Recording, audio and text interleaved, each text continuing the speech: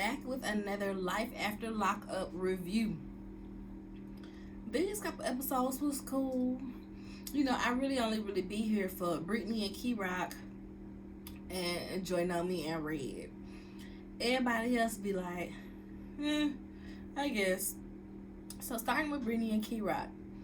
Key Rock mama cooked.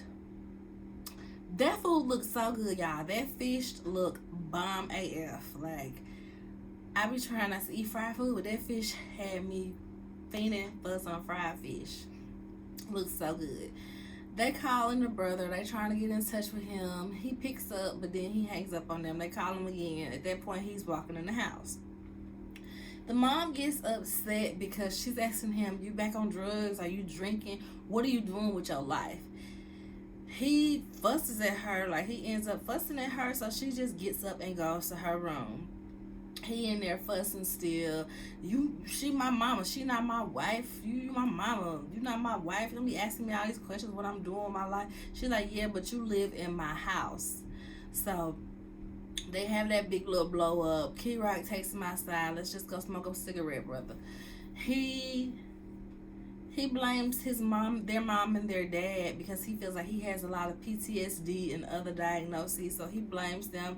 He don't really go into detail about it, but he's traumatized in some way from how they grew up. Key Rock says that I gotta learn you all over, so I'ma always chase you and I'ma always help you. You ain't never gotta worry about that with me. I'ma always be there for you. I said that was very sweet. Key Rock is very emotionally intelligent, so it's refreshing to see on a show like this. So they go back in the house. He's like, go hug mom. Tell her you love her. She only acting like this because she's worried about you. Like, stop flipping out on us. He goes, hugs mom, tell her he love her, all the good stuff. Next we see Eris and Cameron. I think they was at the house. They was at the house and he ends up apologizing to her because he said he was in OG cam mode and not husband mode. He didn't mean to yell at her and talk to her all crazy. It's just he was trying to shoot his video. He was probably drunk. He was probably a little high.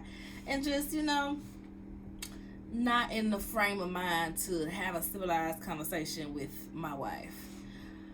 He then surprises her with a maternity shoot. And he has the dress that she wanted. She was like, is this the dress I was looking at online? And she's like, basically like, how'd you know? Like, he done set it all up. He even got a dress for Lena, her daughter. And they put on their pink and they do the photo shoot too. However, she is still worried about finding a house, as she should be. Like I said, Cam don't seem like a bad guy. He just seems like he a little bit childish sometimes. He's that person that dog that you gotta ball up the newspaper and hold it up in the air and be like, hey, you better for them to act right. I feel like that's Cam. You might not actually have to whoop him, but you definitely gonna have to ball that newspaper and roll that newspaper up real tight and be like, don't play with it. Don't play with it. So Cam is an okay guy, especially considering some of these other guys on this show. Next we see Justine and Michael. They take the kids out to play pool. It's like a little lounge or something. Michael's oldest daughter confronts him about moving to Las Vegas. She wants them all to live in the same state because you my daddy, I already had to do without you for 6 years because you was locked up. Now you finna go start a whole new family in a whole new state. She's feeling a way about it, as she should, because you should put your children first, But he's saying, he can't come stay in Rhode Island because that's not what's good for his career. You like 35 still trying to be a rapper, my boy. If it has not popped for you yet, it's probably not gonna happen, especially since you fashion yourself after like French Montana. Like, you are the low budget French Montana. Like, are people checking for that? You're not even like super original to create a new space in the lane. So I when you that old trying to pursue rap or something, it always be like, rapping is a young man's game for the most part, right? Like, the old rappers have been in the game for 15, 20 years. They don't come in 40 years old. Like, you'll be better off trying to ghostwrite for somebody or produce for somebody or something like that. But anyway, his sister throws them a gender reveal. When they get there, Justine tells the sister about the mom and, how she came to dinner with a daggone paternity test for her to take. The sister is appalled. She goes talk to the mom, and she's like, you have to go apologize to them, and you need to do it before everybody gets here. She's like, you've known her for years. Because, y'all, Michael's mama and Justine were co-workers and friends, and Michael's mama set Justine up with Michael, her son. So the fact that you doing all of this now, when you the one that put me onto him, you know my character, you the one that brought me into this family. How dare you go around thinking that I'm cheating on my husband? And the sister even was like, you've known her for years. That's never been her character. She's held him down where she didn't even have to. You know good and well that girl ain't cheated. We all know that girl ain't cheated. And it was good to see the sister standing up for what was right, because we've seen them get into an argument previously, and that's why Justine was like, I just didn't even want it to be a thing, because I didn't want it to go like the last time where Michael's mom was judging Justine's parenting because she let her daughter get a tattoo. She's like, so what? If my daughter want to get a tattoo, like, she got straight A's, she finna go to college, she's a good girl, like, if she want to get a tattoo, she can get a tattoo. And the sister jumped in like, don't be talking to my mama like that. But your mama need to get out of my business. How I raised my child ain't none of her concern. Her child went to jail, my child going to college. Mind your own business, okay? Water your own grass, okay? I can't stand when people got all these things to say about somebody else parenting, but I mean, if we really gonna go about parenting. So yeah, Justine didn't want to repeat it last time, so she just didn't make it a big deal. But the sister did make the mama apologize. Justine don't think it was all that sincere, but at least she apologized. What I'm going to do, that's his mama. Let's move on. They have the little inflatable fighters do the reveal. Them things are so freaking goofy to me, y'all. Them little inflatable fighters. So that's how they did the reveal. They're having a girl. Next we see Sarah and Sean. This is the first we're seeing of them back, I believe. She's off parole, and she done got new boobs and a tummy tuck, and now she wants a BBL. He's annoyed by this because he's like, you spending too much money on all these surgeries. Like, what's going on? She says, well, you're spending money too. You're spending money on the truck. He said, I'm spending money on the tow truck because that's a business that's going to bring money into the household. He asked her if she's getting these procedures to get the pain meds. She is annoyed by that because she's like on a how dare you type thing. But I mean, that's a legit question. She's like, well, you don't complain, once you see it or whatever. He was like, I don't even get to enjoy it because as soon as you heal, you going in for the next thing, and then we got another 2 months of downtime because you got to heal. They get home from their little date night, and her mom is watching the kids. He don't even want to go in and see the mama. He's still mad at the mama because he feels like the mama was wrong for not telling him that Sarah was taking her daughter to see her daddy, the little girl's daddy. Even though it wasn't like, she was cheating. She was just taking her daughter to the park to see her daddy. But Sean is clearly one of those men that's like, if I'm in her life, I'm her daddy now. What you need to be reaching out to him. Which is wild to me because of this very next moment, his ex, Kelly, is calling. And Kelly is the mother of 6 of his kids. Ooh, I need to hurry up. This thing about to die. Kelly is the mother of 6 of his kids, y'all. And she's asking for money because the boys got some job interviews, summer camps coming up. Just the kids need money. He's not on child support. He said he sends her about $1,000 to $1,500 a month for 6 kids. For 6 kids. Okay. So he says he feels guilty because he don't see them like he needs to, and he needs to be a better dad. He goes checks his banking account. He got like $5 between the 2 of his accounts. A mess. Next we see Lindsay and Blaine. Lindsay running around like she a little kingpin. She collecting money. She still got $19,500 to go. She noticed that her cameras go off in the house, so she pulls over to check on it. It's just the dog.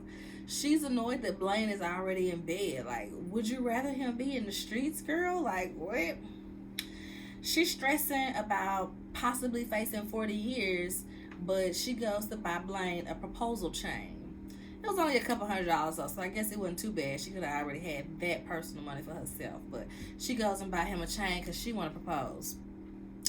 Join Naomi and Red. Her brother comes to watch Sway, and he's asking Red about his intentions with Sway because Sway been calling him daddy, and he's just like, I know you ain't his biological dad. I'm just trying to see what's really going on with this.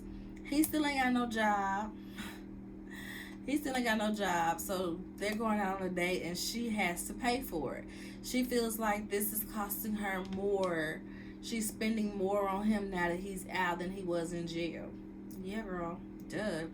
He tells her that his sister wants him to come visit home, and she says, well, what about me and Sway? Can we go? No, you can't go. So you can be rushing him on when to go. Yeah, Red don't be up to no good half the time, but you didn't give him no chance to spend time with his family. So no, you can't go and still be up his butt all the time while he trying to spend time with his sister and his mom and his cousins. Like, you saw how they reacted. They want to see their family member. They leave dinner, and next thing you know, next day, Joy is crying, saying that he's still texting girls. And he's like, well, if I make you feel so bad, then why am I here? She's not okay with this. And he said, okay, well, find a solution. I'm trying to find a solution. Lastly, Melissa and Louie. He getting ready to move to Jersey. He's got his parole transferred and all. Melissa is worried about him driving alone, so she calls and asks Donna to ride up there with him. His mama being out extra, trying to make him take old memorabilia, his hospital bracelet, the first Mother's Day card he made for her, all this little stuff, and he's like, girl, that's for you to keep. I'm not taking that to Jersey with me. She's feeling a way about that. Like, well, how are you going to remember me? Girl, calm down. Next episode, Brittany and Key-Rock. Brittany meets with her bestie to tell her about the engagement and asks her to be her maid of honor. She says, of course. I'm trying to hurry up because my iPad finna die, and I don't feel like going in to get the charger, so I just gotta hurry it up. So she urges her, the bestie urges her to just pop up on your family. They're not answering your calls. They're not trying to meet them. Pop up on them. Key-Rock need to meet your family, and he need to understand that you need to do this. So just go to New York so you can see your family. He's feeling guilty about leaving his mom for a few days. Desmond probably back on drugs, and the mama, just finished up cancer treatment and stuff like that. So he's feeling a little bit guilty. While they're on the road, she calls him about Desmond, saying that he had an attitude, and he leaves. I think in this moment, Key-Rock is just venting. Like, he's like one of them people that just, vents a lot. He got to say stuff out loud. And Bree kind of takes it personal. And she says, well, pull over so I can drive, because you getting all heated. You getting in your feelings. You don't need to be driving. I'll drive. She says that she always tends to him, and he don't do the same for her. He's like, I don't. What about beauty school? Didn't I pay for beauty school? Do I make sure you okay? Don't I do this? Don't I do that? And so he calls his brother. He pulls over on the side of the road, y'all. They pull up on the side of the road. He calls his brother. He, gets the word that the brother is good and everything. He gets back in the car, and he apologized to Bree for stressing her. I can appreciate that, because she was seeing it as he didn't want to go to New York because he worried about his family, so he want to go back home. But he never said that. He was just nervous. We have to remember that all of the stuff that's happened with his family happened while he was locked up. His mama getting cancer and have to be treated for cancer, he was locked up. His brother, getting on drugs, having to be in rehab, all these things happen. He was locked up. So he's just nervous about, well, dang, if I leave again, is something gonna happen? You know what I mean? So I can see that, because that's a reasonable fear. But it's only for a weekend. He's just trying to get used to this. His first time being away from his mama since he's been out. Cut him a little slack. Like I said, he got back in the car and apologized to Bree for stressing, which I can appreciate, because it just wasn't as deep as she was making it be. Like, girl, just let him vent. Put your headphone in, let him vent. It wasn't that deep. You ain't have to, heighten the situation with your feelings as well. Next, we see Chevelle and Quaylin, or really just Quaylin. Quaylin and Chevelle's daughter Maila go out for a fun day, and it was so cute because she said, even when they was apart, Quaylin would come to see Maila. He still wanted to be a dad figure to Maila, which is really good. That shows that he's a stand-up man and he was serious about their relationship. So he also invites his mom out to talk because he wants to talk to her about the argument they had at the venue argument that the moms had at the venue. The mom says, you're right. It wasn't the time for that. I won't affect y'all wedding at all. We're not going to get to fight at the wedding, nothing like that. And then Chevelle and Quaylin go see a lawyer to see about him adopting Maila. But they said it would be hard if the bio dad does not want to relinquish rights. And he's saying that the bio dad acts like he wants to step up just because he's in the picture now. Just because somebody's there trying to be a dad to his daughter. Terrible. Next we see Taylor and Chance. Man. Taylor and Bobby go dress shopping, wedding and bridesmaids dress. This is a sentimental moment because Bobby was locked up when Taylor was wedding dress shopping. She said because she was crying and she was feeling away. Like, I don't want to take away from your moment, but I just really want for a Chance to be honest and good so that we can get back to a space where I feel comfortable marrying him. We see Chance ends up borrowing some money from his friend and agrees to work it off in the friend's shop because he got to pay Bobo because Bobo ain't playing them games with him. He's feeling very afraid and emasculated because he feels like he's not being a provider and protector. You should.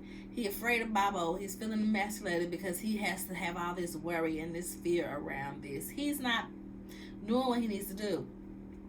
Bobo come get his money and Bobo acting like he finna beat up Chance and the cameraman. It was really crazy. Somebody said it looked like a lover's quarrel. Somebody said it looks like a lover's quarrel, and I have not been well since. Next, we see Lindsay and Blaine. She's preparing to propose. She set up a cute little date night. She got some lights on the back of the truck, some blankets and everything. She pulls out the chain to propose to him.